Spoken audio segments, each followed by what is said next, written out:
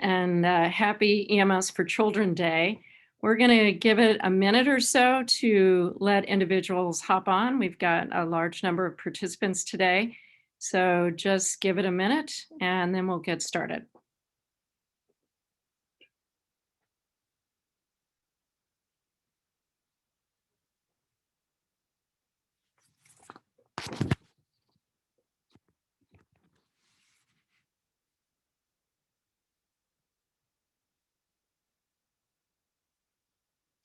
For those joining, we're just going to let some folks sign on. We have about 500 people who have signed up for the webinar, so we're just letting folks join right now. So welcome again, and happy Emergency Medical Services for Children Day as a part of EMS Week.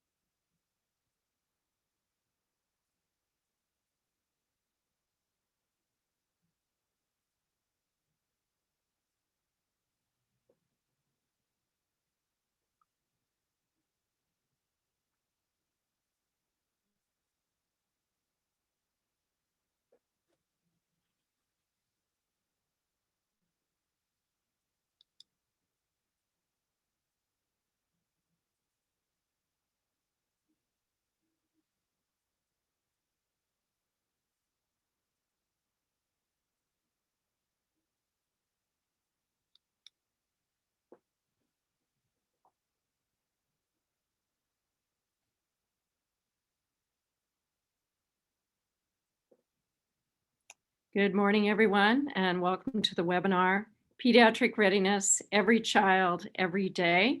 We've got a tremendous group of panelists and speakers today to talk about the National Pediatric Readiness Project, and as part of our EMS for Children Day celebration during EMS Week. So thanks again for joining us. I just want to tell you about our speakers. We have Dr. Michael Warren, who's the Associate Administrator, Maternal and Child Health Bureau, Health Resources and Services Administration. We have Lee Savio-Beers, who's President of the American Academy of Pediatrics, Ron Krause, who's the President of the Emergency Nurses Association, Avery Nathans, Dr. Nathans, who's the Medical Director, Trauma Quality Programs for the American College of Surgeons, Mark Rosenberg, Dr. Rosenberg, who is the President of the American College of Emergency Physicians, and I wanted to thank ASEP for hosting this webinar.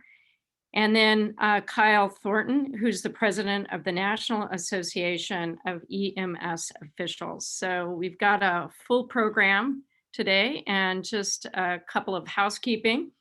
First of all, the EMS for Children Innovation and Improvement Center is supported by the Health Resources and Services Administration as a part of Department of Health and Human Services. And the content presented here and throughout this webinar and the collaborative is that of the authors and do not necessarily represent the official views of HRSA, HHS, or the US government. This webinar will not have a chat feature, but there is a question and answer feature. So that Q&A is your opportunity to submit questions. And we have a group of experts who will be answering those in the Q&A feature, as well as some will be answered live. The other thing that I saw, a question that came up, is the webinar being recorded? And this recording will be posted following the webinar at the website at www.emscimprovement.center. And so you can look for the recording at that time. All right, we're ready to get going with our program. I'll move on to the next slide and introduce Dr. Michael Warren, and go ahead and take it away, Dr. Warren. Thank you so much. Thank you, Dr. Gaushi-Hill. Good afternoon or good morning, depending on where you're joining from. So happy to be able to join you all as part of EMS Week, and particularly excited to be able to join you all on EMS for Children Day. We at HRSA and the Maternal and Child Health Bureau are so pleased to be able to partner with you all to advance this important work. I do want to, before I dive into my remarks, acknowledge our team within the Bureau who work with all of you across the country every day. Under the leadership of Dr. Sarah Kinsman in our Division of Child, Adolescent, and Family Health, we have T. Morrison Kenyatta, Diane Pilkey, Jocelyn Hulbert, Laura Ludwig, Melissa Esmero, Yolanda Baker, and Patty Fanflit. I'm the one who gets to sort of be the face and talk to folks. They're the ones who do the real work. And so I wanted to acknowledge them and thank them for their leadership and partnership. I also want to acknowledge all the folks who are gathered on this call today. We're going to talk in just a moment about how it really takes all of us working together, and the fact that all of you show up for work every day with your passion and your expertise and your commitment to advancing the care of children, particularly children who are injured, is why this program works and why we're moving ahead as a country. So I want to thank all of you, whether you're in the pre-hospital or hospital setting, whether you work for a local or state or federal government agency, whether you're a volunteer or paid position, it takes all of you working together. And so I want to thank you for that work. Next slide, please. EMSC really fits into the broader portfolio of work we have as a Bureau. Our mission is to improve the health and well-being of America's mothers, children, and families. And our vision is that we reach an America where all mothers, children, and families are thriving and reach their full potential. In that vision, that word all is particularly important, particularly as we think right now about equity and eliminating inequities and disparities in health outcomes. And EMSC is a fantastic example of a program that is doing just that. On the next slide, you'll see the framework that we're using for improving maternal and child health. And I want to share with you generally about this, and then we'll dive into how that specifically applies to EMSC. But this framework is called Accelerate Upstream Together. And the words generally mean exactly what you think they would mean. Accelerate means we have to work more quickly. If we look across a variety of outcomes in maternal and child health, whether we're thinking about infant mortality or children receiving care in a medical home, we've made great progress. But there is so much more work to be done. For most of our outcomes, there are marked disparities by race, place, gender, and we know that we've got a lot of gaps to close if we want to be where we hope to be as a nation. And so we have to accelerate not only our pace of change overall, but accelerate the elimination of inequities. And to do that, we have to work differently. We have to think upstream.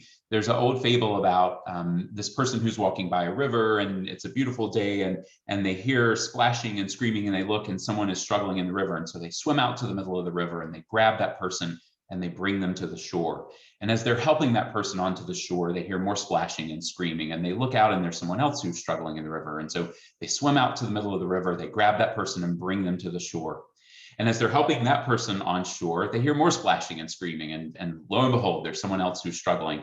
Well, about this time, there's a jogger who's going along the riverbank, and so the person who's been doing all this rescuing calls out and says, hey, why won't you help me? Or will you help me? But the jogger keeps running. And so the person who is tired from doing all this rescuing says, why won't you help me save these people? And the jogger says, I'm going upstream to see why these people are falling into the river in the first place.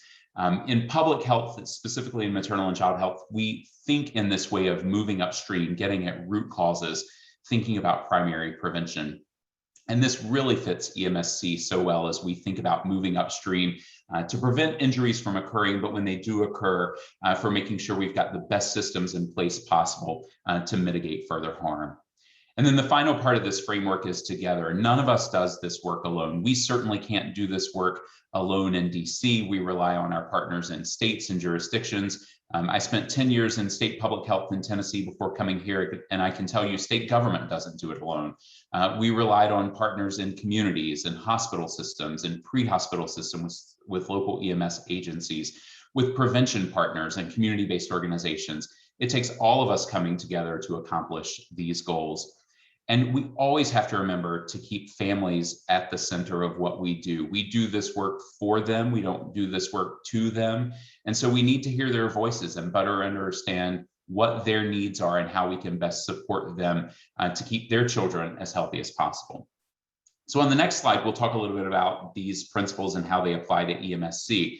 In terms of Accelerate, the program is 36 years old, and we've seen 36 years of improvement across a variety of areas. You all collectively have stood up a number of educational programs and resources that are available for states and communities. You've really set the bar in terms of pediatric emergency care standards. Some of those derive from the work that happens in your very own research networks and really changing the way that we do care and changing the expectations for pediatric emergency care. You've come together in quality improvement collaboratives when you've recognized opportunity for improvement and opportunities for learning from each other. And you've come together to measure how you're doing collectively through the readiness projects. And we'll talk about that next. We're so excited that we're in this time where there is an opportunity for us to tell the story of preparedness and readiness and how are we doing as a nation. You'll remember the last time we had a national assessment, it's been 8 years, 2013. And as we think about this notion of Accelerate, the median score in 2013 for readiness was 69.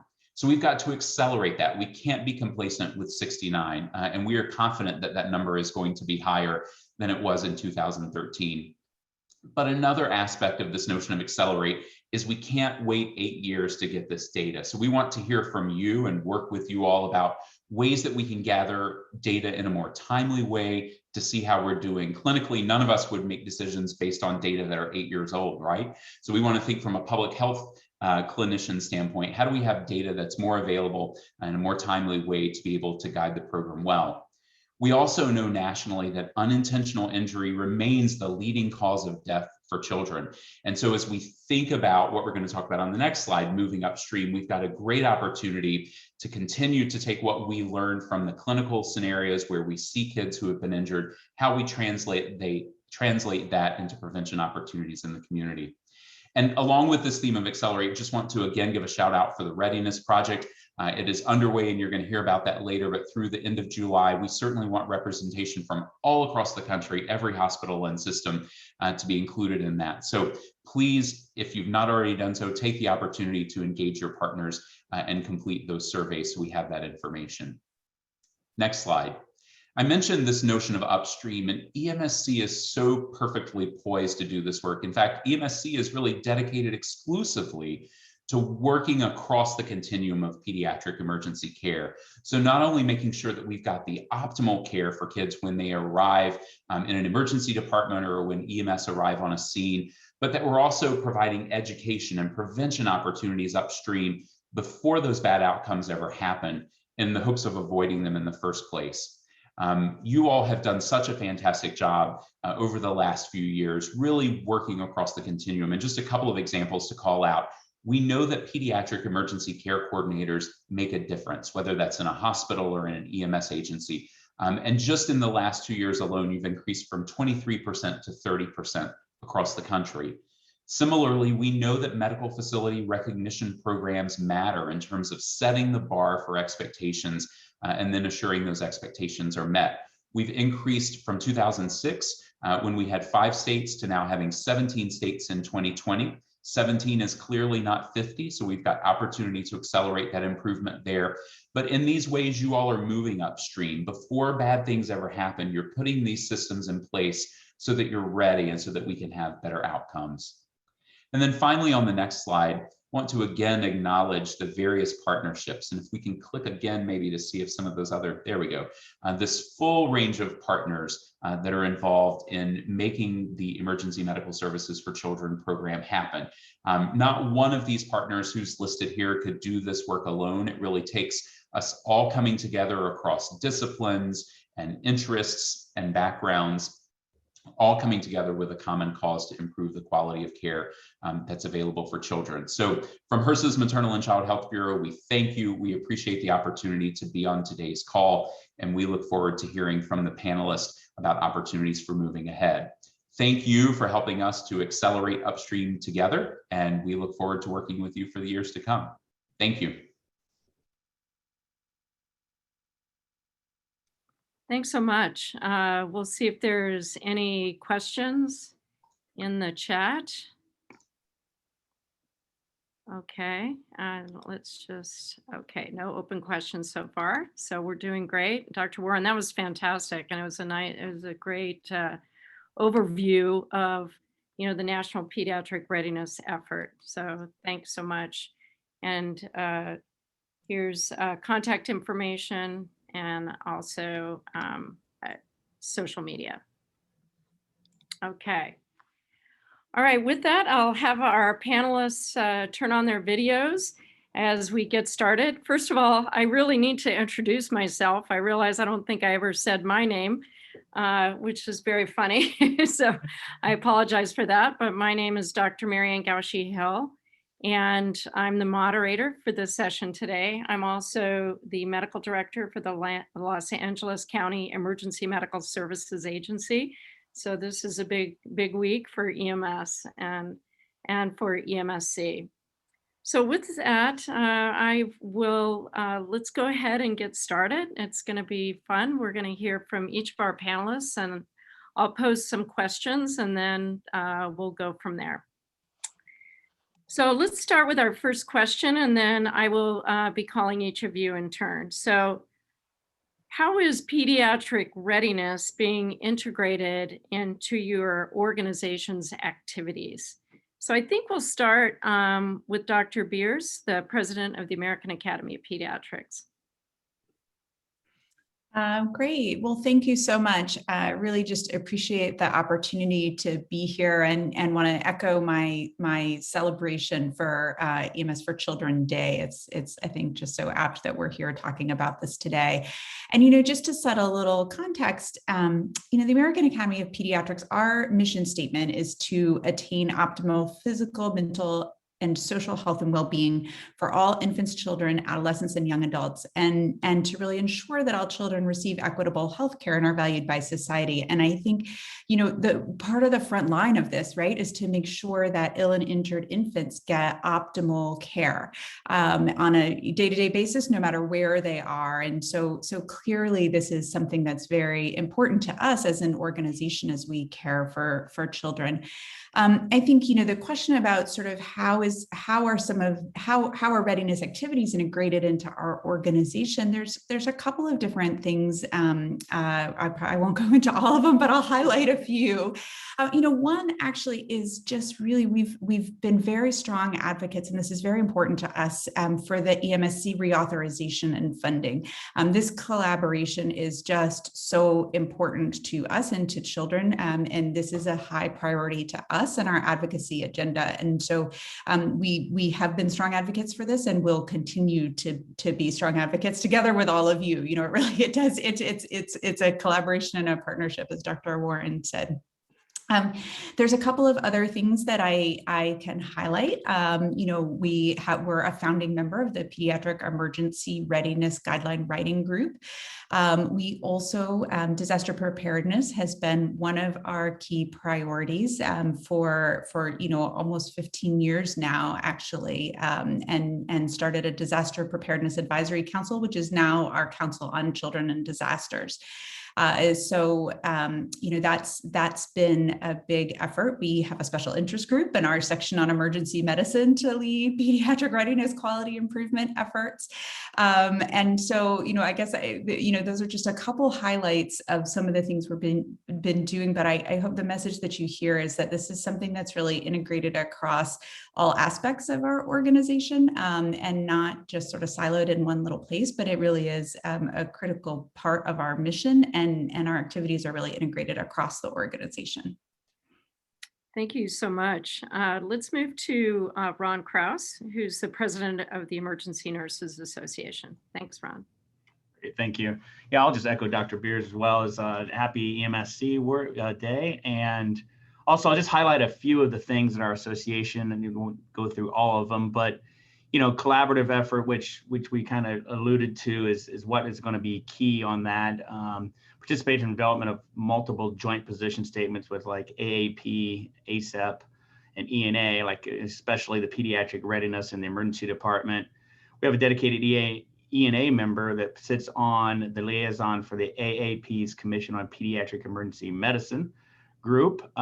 We have position statements, infographic, almost kind of taking a multi-pronged approach out there to just bring awareness. And if I listed all the stuff that we did, you get drawn on over and over and over again. But marketing campaigns, we have a podcast set up. We put it in our members magazine. State and chapter leaders communication, when we do that to remind them of the pediatric readiness and making sure that they are put a focus on it, reaching out to subject matter experts within their state and their local communities to kind of bring awareness of what needs to be done. So just pushing with other associations to try to make sure that we get this done and we make sure we're delivering optimal care. Thanks so much. It's really great to hear from each of you because everyone plays such an integral role in this safety net to care for children. So next is Avery Nathans, Dr. Nathans, who's a medical director, trauma quality programs for the American College of Surgeons. Thanks so much. It really is great to be a part of this opportunity and to focus on improving the care of injured children. I'll just give you a sense of how we're incorporating this into our ACS trauma standards. So we, within the American College of Surgeons, have a verification and review program where we essentially set the standards for trauma care and then go ahead and verify or accredit centers that then become trauma centers. We have probably over 250 standards that we have set that centers need to comply with to become a trauma center. And right now, we probably have about 550 verified trauma centers across the United States. The vast majority of those are adult centers. Some take care of children, but a small number of those are pediatric centers. But the vast majority of adult centers, and there's clearly opportunity for them to do better with injured children. We also have a total of 800 trauma centers that participate in other aspects of our quality programs. And one of those is our trauma quality improvement program, where centers receive reports on how they perform compared to their peer centers. I'll get to why that's important shortly. But what we've done is we have incorporated a pediatric readiness assessment into our new standards. So our last set of standards came out in 2014, which has nothing about pediatric readiness. Our new standards are coming out probably over the next several months, and there's specific wording around that centers must have a specific resuscitation equipment in their ED that's consistent with what's outlined in the toolkit, and that each center must do a pediatric readiness assessment and then have plans to address any gaps in their readiness. So that's actually a requirement now, or will be with the new standards. We are also planning to incorporate a session around pediatric readiness and the toolkit at our upcoming Trauma Quality Improvement Program conference, which typically occurs in November. It'll be virtual this year, but we have about 2,500 participants representing about 850 trauma centers. So there's lots of opportunity to get the word out. And that conference really provides an opportunity for people to share their best practices and their ideas on how best to implement. And we'll follow that conference up with a webinar, probably maybe in early 2022 or late 2021, where centers will have an opportunity to ask further questions about how they can comply with our standards. So those are some things that we're thinking about. I think the standards have already been set, so that's coming forward. And the TCUP conference is in the planning stages, but that's our intent. And I think that we can reach out to a very large number of centers and really help get the word out. So it's great to be a part of this initiative. Thanks for being such a great partner. That is such exciting news for us and the National Pediatric Readiness Project Steering Committee. That's music to our ears. So thank you for that collaboration. All right, next is Dr. Mark Rosenberg, who's the president of the American College of Emergency Physicians. Well, thanks for having me here today, and happy EMSC Day. I wanted to start out by just explaining what ASEP's byline, their mission statement is, because I think it fits in here just perfectly. It is advancing emergency care, and that's for our patients and the public we serve. And when we look at this, the emergency department is an front door to many hospitals and institutions for pediatric patients So pediatric readiness has to be part of our core principles. That doesn't mean we're perfect at it, but we've been working with a longstanding relationship with the objective of the college through many of our committees and many of our sections, including our pediatric emergency medicine section, our EMS section, our disaster committee and sections, all these working with core goals and objectives of improving pediatric care in all the emergency departments.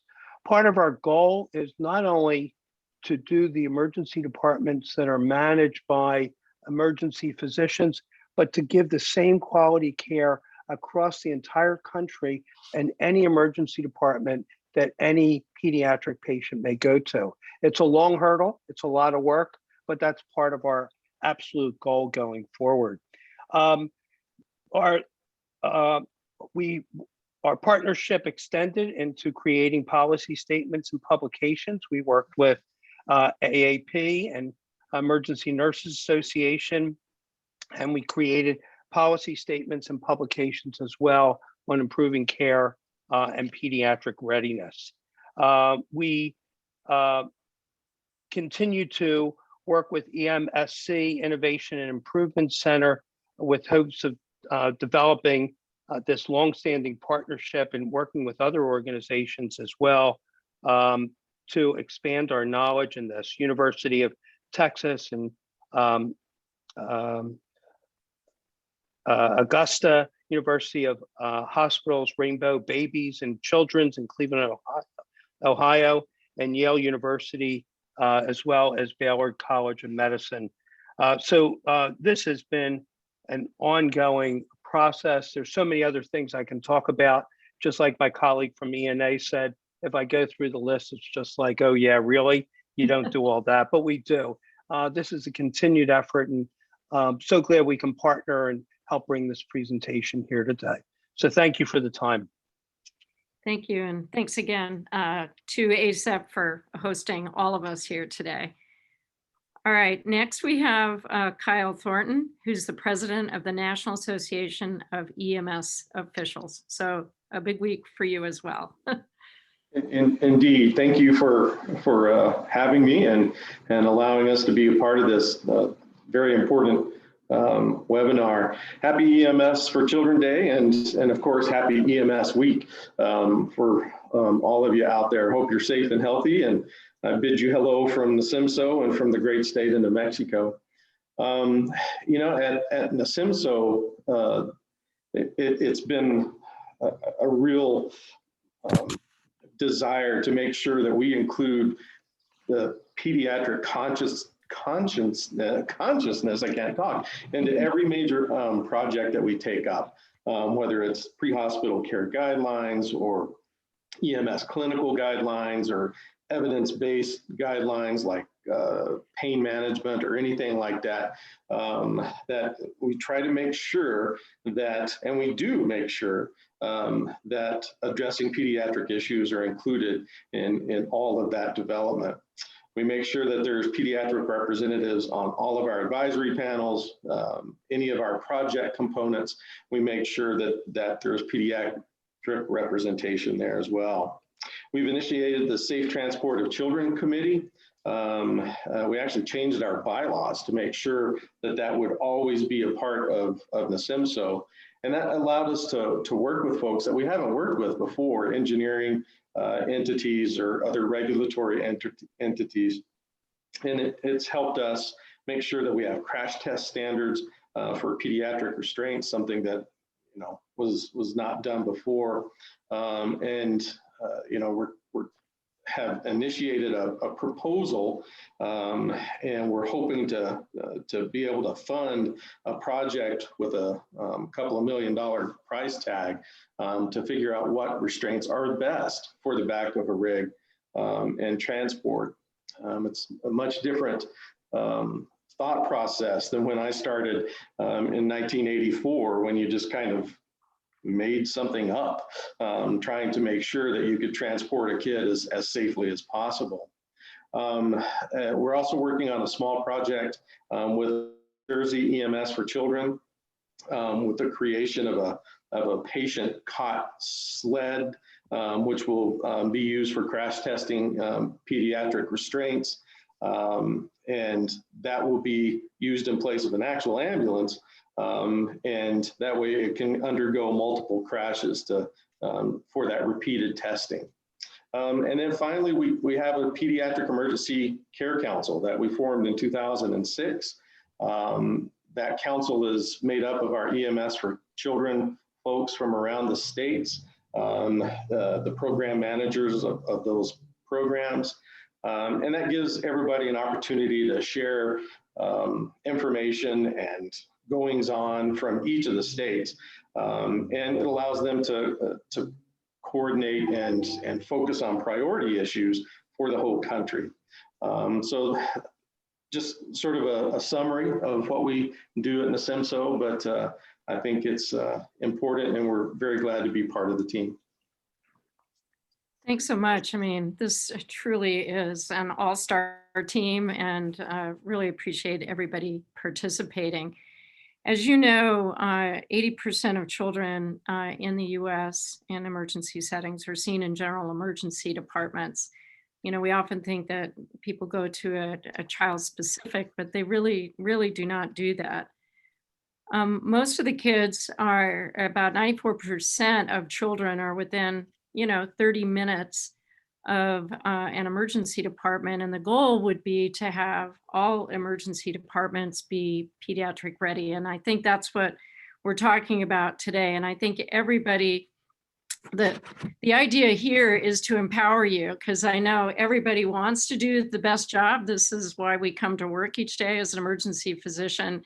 That's why I go to work every day. And so hopefully this webinar will help empower those out there listening to really make some efforts to ensure that your emergency department is pediatric ready. So with that said, I was just going to ask the group, what do you hope these pediatric readiness efforts ultimately will accomplish? And even think, how can your members really get engaged? So I'll just throw that out there and anyone can answer. Okay, go ahead. Yeah, let me jump in first. And it was really a two-part question. So let me address both parts if I could. Okay. And the question is how can we actually improve the care? How can we get this done? And then how do our members know? And I think it really goes back. I had mentioned the joint policy statement that was done by ACEP, AAP, and ENA. And we listed really 5 key objectives. And listing them doesn't get it done, but it does set the stage and the pillars for the future. Part of that was to improve awareness, not only of the public, but pre-hospital, so that patients can be taken with the appropriate resourced hospital care, and that there is a difference, and particularly when we're looking at urgent care centers. So the patient and the public and EMS and everybody needs to be aware of where currently the best places are. There needs continued federal support for education, research, quality outcome measurements, and expanding EMS and emergency department education, improving 911 systems where they currently don't really belong or they're not accessible in all areas of the country. And emergency departments, it goes on to talk about emergency departments need to be prepared with optimal pediatric services and training, and financial resources are necessary. So that was basically what the policy said. But what ASEP does for its members is that all ASEP policy statements are available not only on their website, but continued to be disseminated in publications. We have many educations and tools. We partner with AAP and host an annual educational conference that continues to go over pediatric readiness. And also the ASEP chapters, there's 53 of them, each state and some others, government services in Puerto Rico and Washington, DC, but they have local resources and leaders as well to help disseminate a lot of this information locally. And as I said, part of our goal is that every emergency department in the country can provide at least a basic level pediatric resident readiness, and but it's going to take a lot of work and a lot more. And hopefully the policy statement outline some of the direction, but it takes all of us collaborating together to get this done. Thank you. Thank you. Yeah, anyone else who would like to comment? So how can your members get engaged, and what do you hope these readiness efforts will accomplish? Avery Nathan's happy to take a shot at this. So I guess we have two sets of members. One is all of our trauma centers that participate in our quality programs, and they will become engaged by virtue of the standards out there. So they will learn about the standards and seek ways to be able to meet the standards.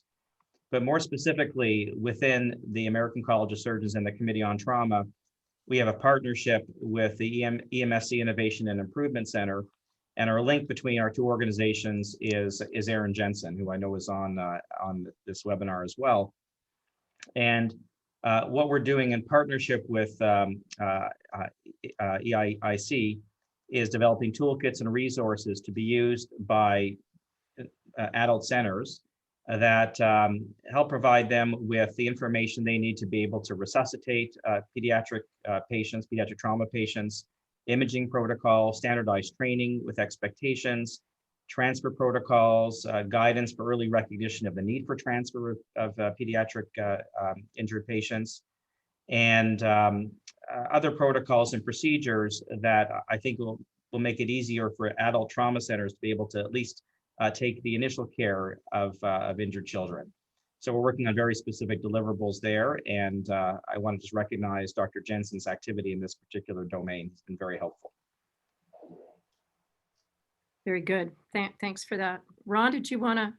Yeah, actually, I would. You know, from a standpoint of from the nurses in the emergency department, you know, one of the things that we encourage is to have either like a pediatric emergency care coordinator, or some people might call them a champion, whatever you might want to call it. And you know, as you go through and do the readiness and just, you know, do an assessment, it just popped in my head, and I'm just sitting here thinking about like how, you know, woefully we are in some of our departments across the nation. But I mean, would we have an emergency department, you know, if you didn't have a defibrillator? You know, it's kind of one of those things that you kind of check off and say, you know, all this stuff needs to be there. And I do appreciate Dr. Nathan's in the ACS, you know, setting the standards, and that way it'll guide, at least for the verification centers, to have the necessary equipment to make that happen. But I don't know, I was just trying to keep it simple there and say, you know, wow, we would never open the doors if we didn't have a defibrillator, you know. So this needs to be as common as taking care of somebody with, you know, a myocardial event. Well, we do know that the pediatric emergency care coordinators, which are specified in the guidelines, both a physician and a nurse, really do make a difference, right? In terms of having quality improvement plans that integrate children, having the appropriate equipment, having a disaster plan. All of those are impacted by just assigning that role. So I'm glad you brought that up. The nurses are an important partner in this entire effort. Would anyone like to speak to this? I can chime in. I'd like to. Oh no, go ahead. You go. No, you go first. I'll go second. I just wanted to comment on something that Ron Kraus just said and Avery Nathan said. It's this type of collaboration. What Ron just said about the coordinators, and what Avery just said regarding increasing the standard for trauma centers.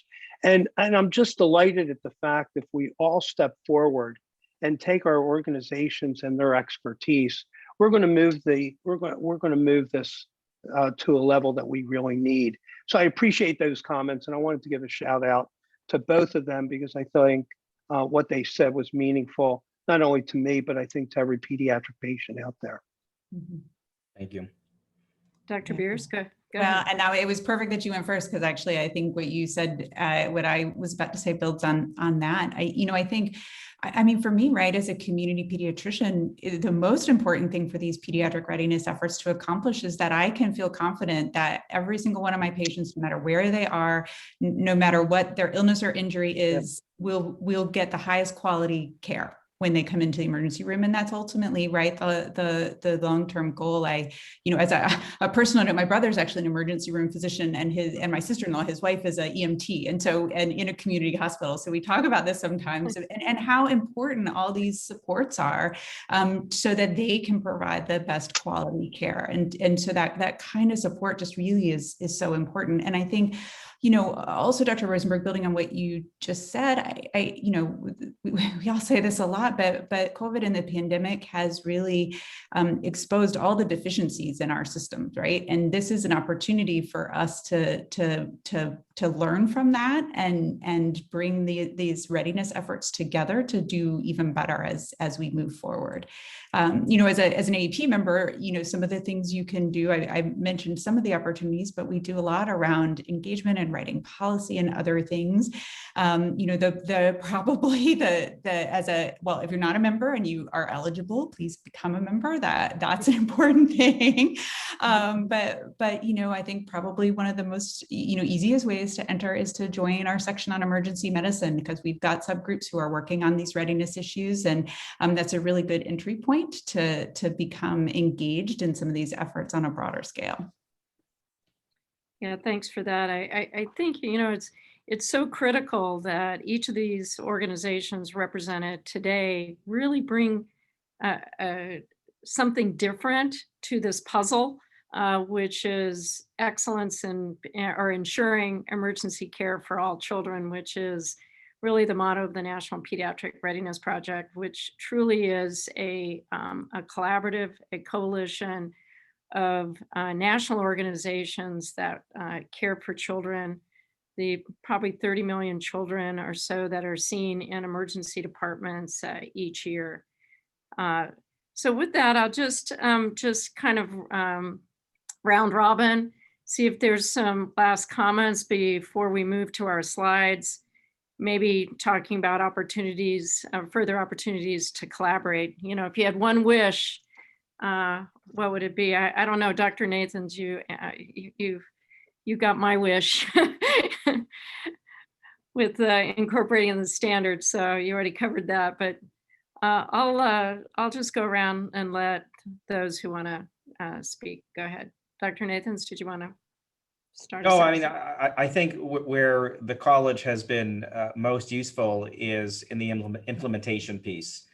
Once something appears in our standards, it just happens. And then reflecting back, you can never imagine a time when that standard didn't exist. So, this is going to be well implemented, I think, in adult trauma centers, and I think to the benefit of pediatric patients. I have nothing further to add beyond that, but I don't anticipate there's going to be challenges with implementation. I think there might be some questions about, are there additional resources required for the Peds Readiness or the Peds Emergency Care Coordinator and that sort of thing, and we'll address those with our stakeholders. But I don't see a challenge with implementation, to be honest with you. I think the path looks pretty clear moving forward. I wanted to see if Kyle Thornton, do you have, how can we collaborate further? Any thoughts on that? Well, with our association, I think we would encourage our members that come from the entire country to really interact with our pediatric council, because they can bring that perspective of urban or rural or even frontier parts of their states that need to improve their pediatric care, but have particular challenges. And with that, we can work with our NIMSS, our EMS data, to get an idea of what the severity of the medical emergencies that we're seeing, the number of trauma, and to really build that case for EMS system improvement, working with all of our federal partners or other state entities or the other associations. So I think those are the ways that our particular association can make our biggest impact working with all of you. Now that kind of dovetails with a question that somebody had in the chat, which has to do with some of our rural and smaller hospitals, and maybe Dr. Rosenberg too, you can comment on this. It can be a real challenge, you know, to assign the role of the pediatric emergency care coordinator, physician and nurse. And again, these can be shared roles. And in many that are in hospital systems, certainly they can share between facilities. So those are some of the ways you can address that. I don't know, Dr. Rosenberg, any other thoughts on that? Yeah, so the comment that was made earlier by Dr. Beers, I believe, that the pandemic did a couple things. One, it showed all the flaws in our system, but it also accelerated the future in so many ways. And what we found during the pandemic is that emergency physicians were able to utilize modalities like telemedicine, telehealth to expand the capabilities. And I was just visiting by Zoom a hospital that was a federally qualified healthcare center, if you call that a hospital, and indeed they try to be, that had minimal resources. And the base hospital was a trauma center. And there was a nurse, and picture this to be a pediatric emergency care coordinator. There was a nurse who was at the base hospital at the trauma center who became part and parcel through telemedicine with the resuscitation team at the rural hospital, at the federally qualified center.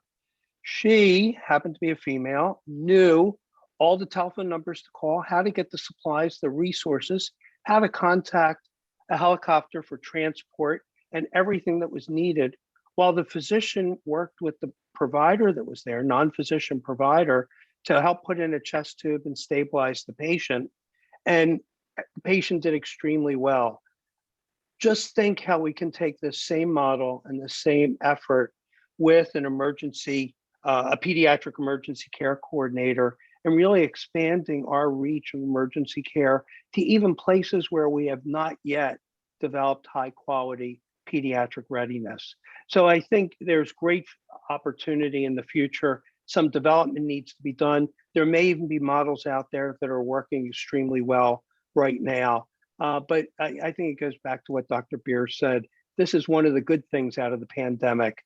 We expanded our reach. There's other things we could talk about as well.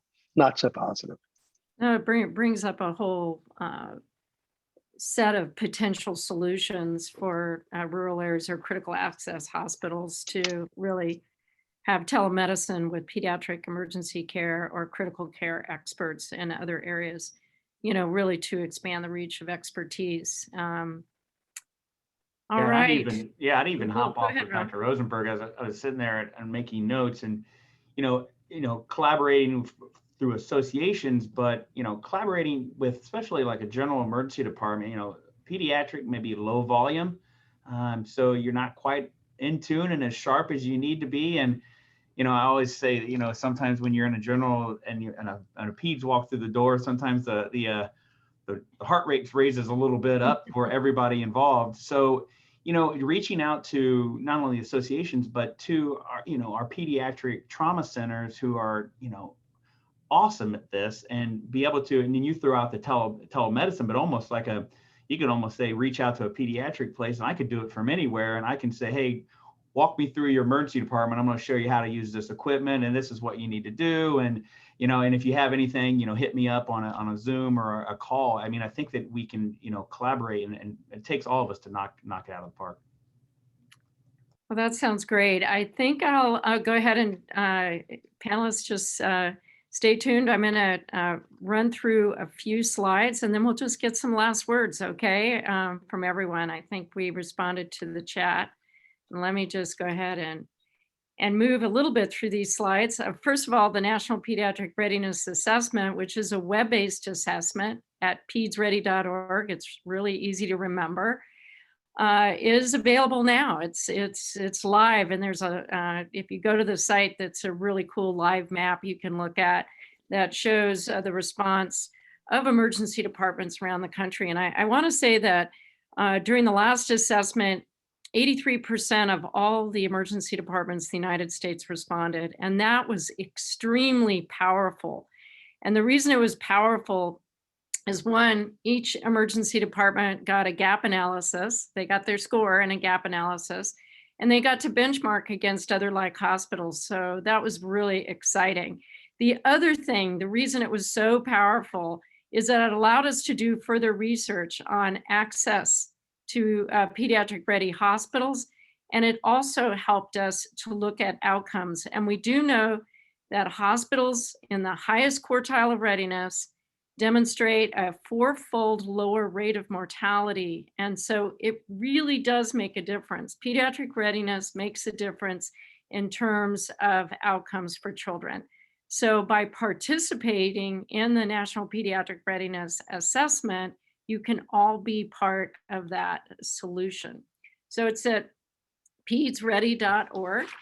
And the other thing is we ask that each emergency nurse manager or head nurse in the emergency department work with their medical director to respond, because each hospital gets one response during the assessment. After the assessment is over, as we have done in the past, we open the portal and people can enter their data as they wish. But at least during this national assessment, we'll get a snapshot of where we are. And Dr. Warren, thanks for bringing that up in your discussion as well. So it's at pedsready.org. There is an opportunity to print the assessment. And so you can print it, get all the answers settled, and then come in. And it generally takes about 20-25 minutes to respond to the assessment. So really, pediatric readiness, as you surmised from this webinar, is a national quality initiative, and it's really supported and sponsored by all of the national organizations that take care of children. All emergency departments can participate. This is really important. And again, you'll get feedback in your gap analysis, so then you have the opportunity to improve your own preparedness locally where you work. You've heard a little bit, Ron brought it up, signing the role of the Pediatric Emergency Care Coordinator improves readiness. So we know that it does help by assigning the role, and then there's many options to do that, either through, maybe even through telemedicine, but certainly shared roles. And so really any hospital can assign that role to a nurse and a physician. I mentioned the recent data that was published by Stephanie Ames. So shout out to that researcher, Jeremy Kahn, that group, that pediatric readiness saves lives. And we know that. And I think we'll see, I really appreciate the American College of Surgeons Committee on Trauma in terms of incorporating these principles within standards, because then they will be done at all of our trauma centers. And that we know is really important from previous work by Dr. Remick and others. So, and then finally, really all the hospitals can and should participate in the pediatric readiness assessment. I wanted to give a shout out also for the Pediatric Emergency Care Coordinator Workforce Development Collaborative.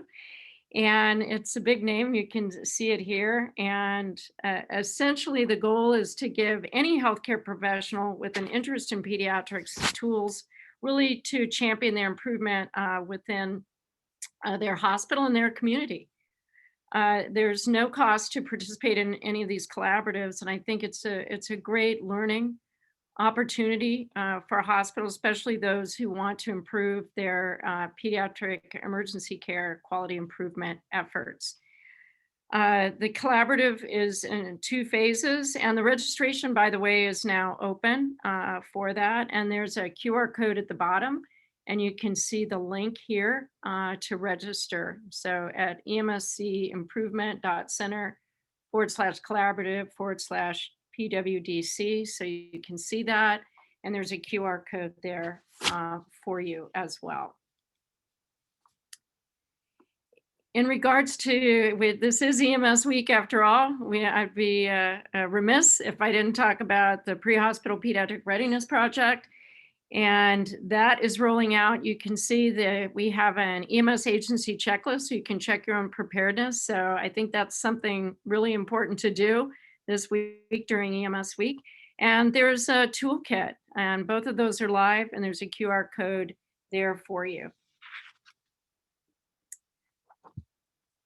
Also tomorrow, May 20th, there'll be a webinar on pre-hospital pediatric readiness. So you can see some of the objectives here. They'll go over those checklists and the toolkit. It's really exciting what's happening, the expansion of the pediatric readiness efforts in many different settings and domains, and pre-hospital was a natural extension. And so that's really exciting, and please join us for that webinar tomorrow. Again, pedsready.org is where you'll find the national assessment. There's some other information there for you, the live national map. And then if you want additional efforts, you want to go to the toolkit and get model policies, or there's just a plethora of resources at pediatricreadiness.org. If you go ahead and click on that, it will take you to the toolkit at the EMS for Children Innovation and Improvement Center site. Okay, I want to thank each of our panelists. I want to give, I know we've just got a minute or two left, but just to see any last words from our panelists, feel free to pipe up.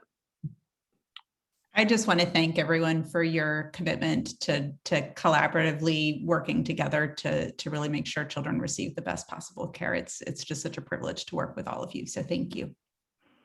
Thank you very much. Ditto, My words, exactly. Go ahead, I'm sorry. This is an extraordinary effort that's going to result in some material change. So congrats to you all. Thank you. Thank you. Ron, thanks. And Kyle, I want to thank each of our panelists. They took their time out today to prepare. I want to thank Dr. Warren and the sponsorship at the federal EMS for Children level. And again, all of our panelists and all of you out there, there's over 300 people on this call, and you each are soldiers in the effort to improve pediatric emergency care. So thanks everyone. And with that, I'll see if there's any last things in the chat. Okay, I'm not seeing any other questions. I think they all got answered.